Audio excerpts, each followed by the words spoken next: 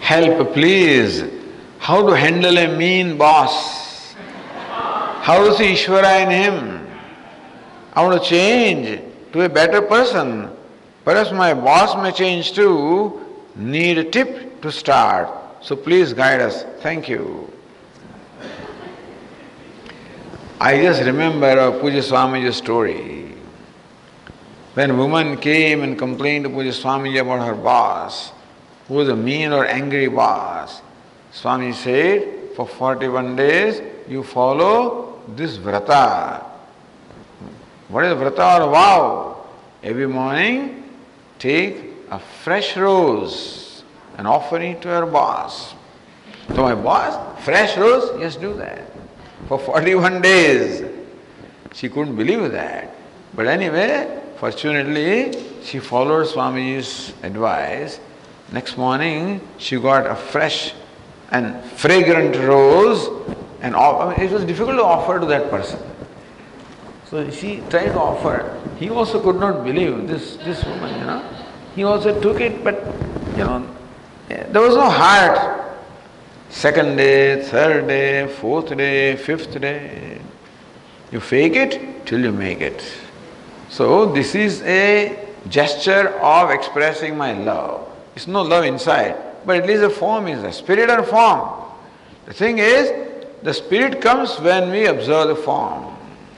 So in course of time, in both of them, a real love also developed.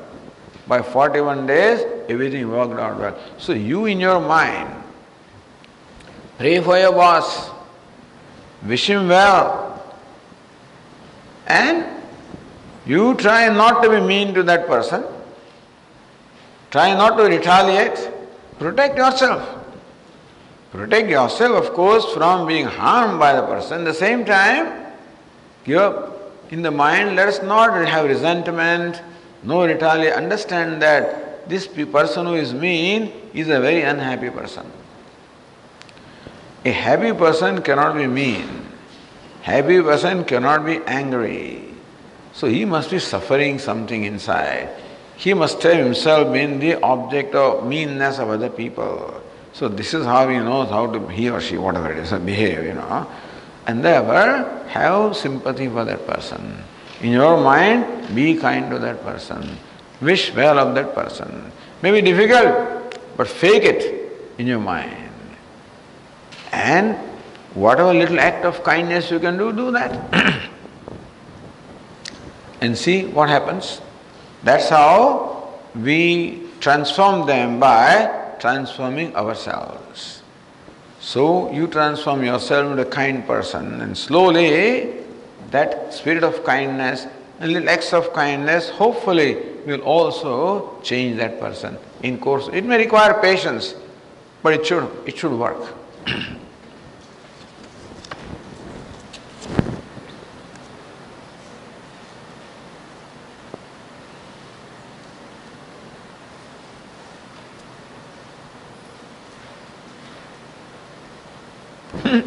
I consider myself a Shiva Bhakta, but I am extremely afraid of snakes.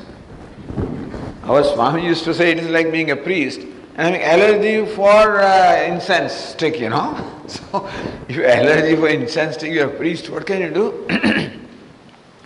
Similarly, you are a Bhakta of Lord Shiva, afraid of snakes, so what can you do?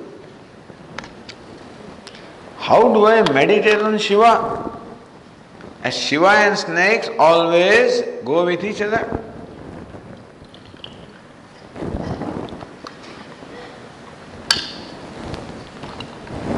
But you are afraid of snakes when they are in your house.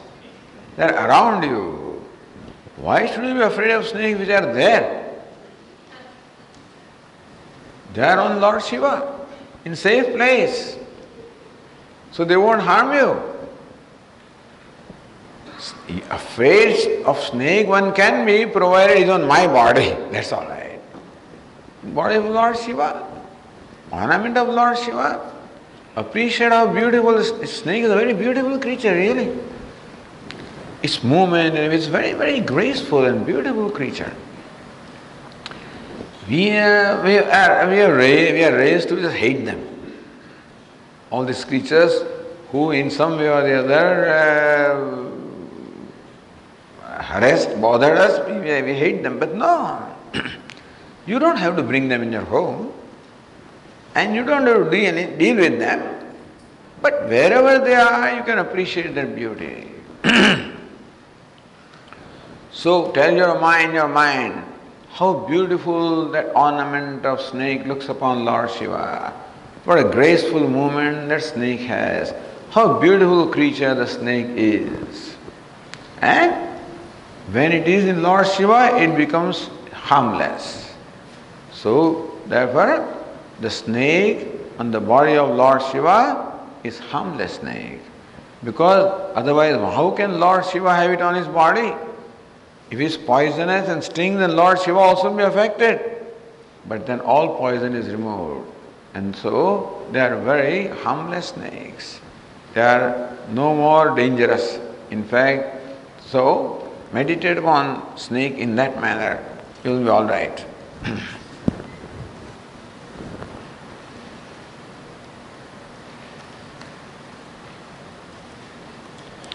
If kartrutvam is not there, are those actions pravritti or nivritti?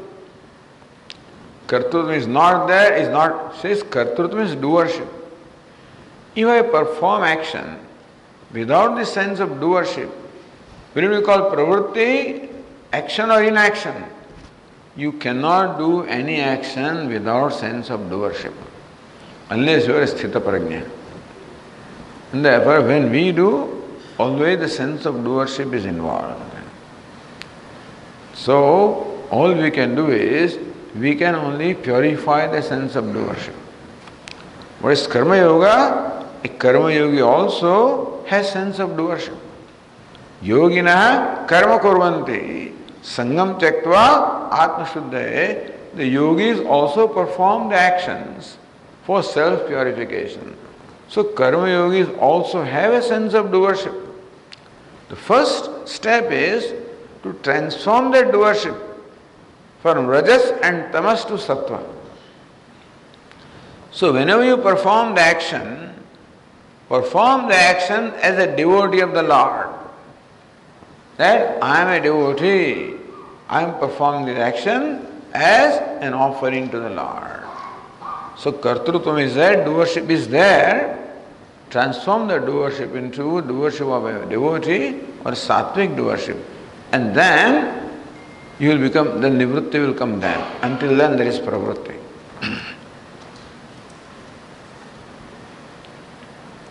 How do we teach our adult children the value of offering? See, the thing is, there are two ways of teaching. Either by giving them lectures or by setting an example. So the way to teach our children is, we should become an example for them. And they observe us as to how the elders are, how the parents are, how they conduct themselves. And they're happy. The thing is that we should be happy people. Then only they will follow you. Otherwise you are doing, what's the use of your life? You did all this and you are a miserable person. So we have to demonstrate by our own life as to how a life of offering makes us happy people. Then they will also want to emulate. Meaning that yad niracharate shrestha, in our acharanam or the conduct, that offering, spirit of offering should come.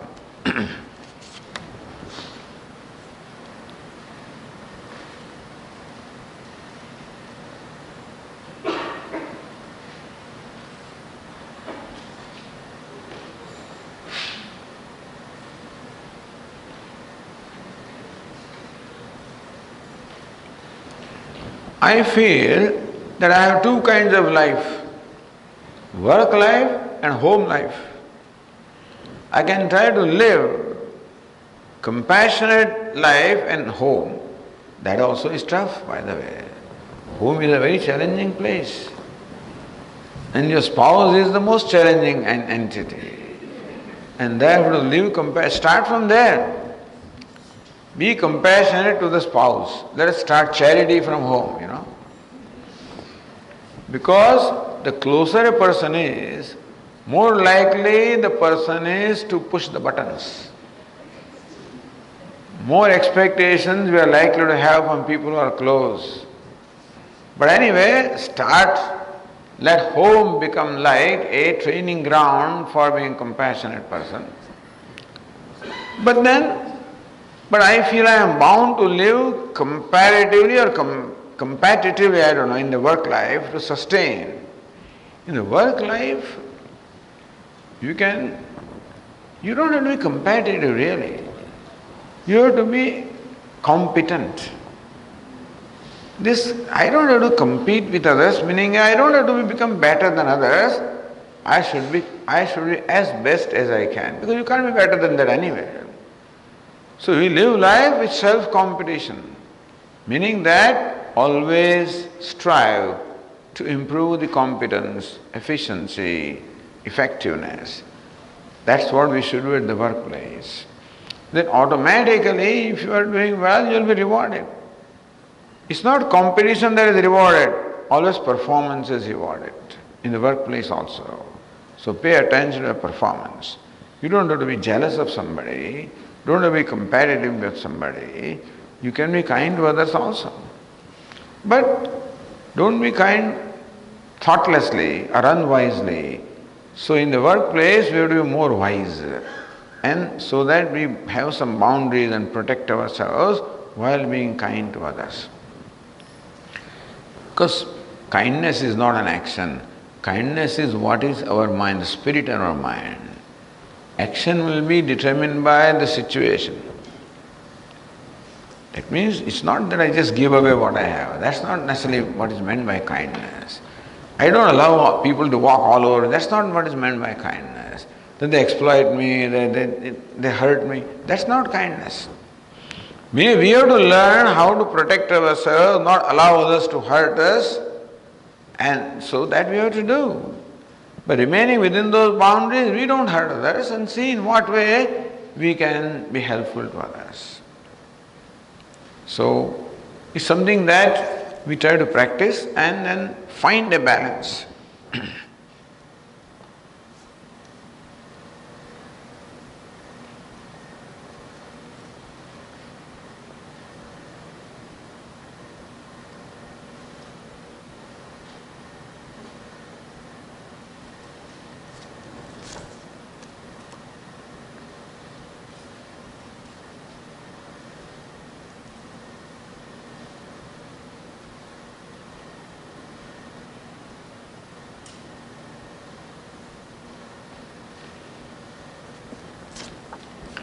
Today I stopped my car on the road to allow an injured bird to cross the road. The same moment, a huge SUV came, barreling down on the other side of the road. He did not stop for the bird. This was a smart bird. He waited in the middle of the road for the car to pass. Bird waited. Then he hobbled to the roadside. It is a mystery as to why he decided to hop when he could have flown. I often become grieved when I see an animal who was killed by a careless driver. How can I overcome that grief? That your grief, that shows your sensitivity. It is good, but that sensitivity all you can do is to pray for the good gati, of that bird. What else can you do? Bird or animal, whoever is killed, is going to happen. Because we build roads and then we occupy their place. And we have a right, and they cannot come on our roads, and the way if they come, then, So, it is going to happen. Because a human being is a violent creature. What matters to me is my speed and what I need to do. And they are supposed not to come in my way. If they come in my territory, they can die, I don't care. I have a territory. So this is the kind of way we think, Oh, sometimes these huge cars also cannot be stopped also. He is driving at 75 miles an hour, You can't even stop it.